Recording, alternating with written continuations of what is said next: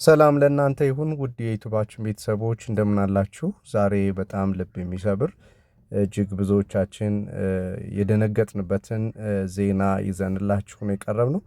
እንግዲህ አርቲስት ነጻነት ወርቅነህ ብዙዎቻችን በሳቁና በተለይም ደግሞ የቤተሰብ ጨዋታ ዝግጅቱ ላይ እጅግ እናውቀዋለን።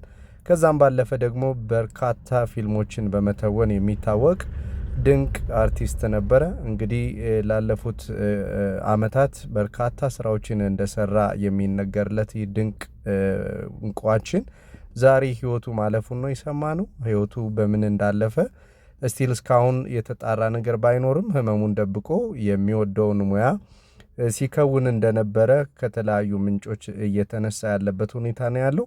እንግዲህ ህመሙ አብሮት የቆየው ረጅም ጊዜ እንደሆነ ነው የሚነገረው።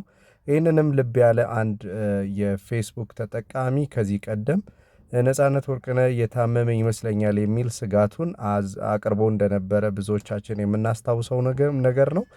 እንግዲህ በጣም ያሳዝናል። የሰው ልጅ ምን ያህል ምስኪን እንደሆነ ያየንበት ክስተት ነው።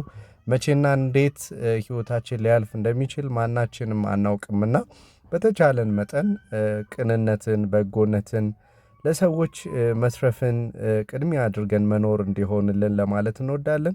የሰው ልጅ እንዴትና መቼ እንደሚያልፍ ቢያቅ ኖሮ ብዙ ነገሮች መልካም ይሆናሉ ብለን እናምናለን። እንደምታውቁት ሰው በተለያዩ አስቸጋሪ ነገሮች ውስጥ የሚያልፈው ምናልባትም እንዴት እንደሚያልፍ ካለማወቁ ወይም ነገ ሞታለሁ ብሎ ባለማሰቡ እንደሆነ አስባለሁ እኔ በግሌና ሁላችንም ነገ ልንሞት እንደምንችል እያሰብን ተጠንቅቀን መኖር እንዲሆንልን ለሰዎች ጥሩ ሆነን እንድናልፍ በዘመናችን ፈጣሪያችን ተደስቶብን በእውነት እንድናልፍ ለማለት እወዳለሁ። እንግዲህ ለመላው አድናቂዎቹና ቤተሰቦቹ መጽናናትን እንመኛለን።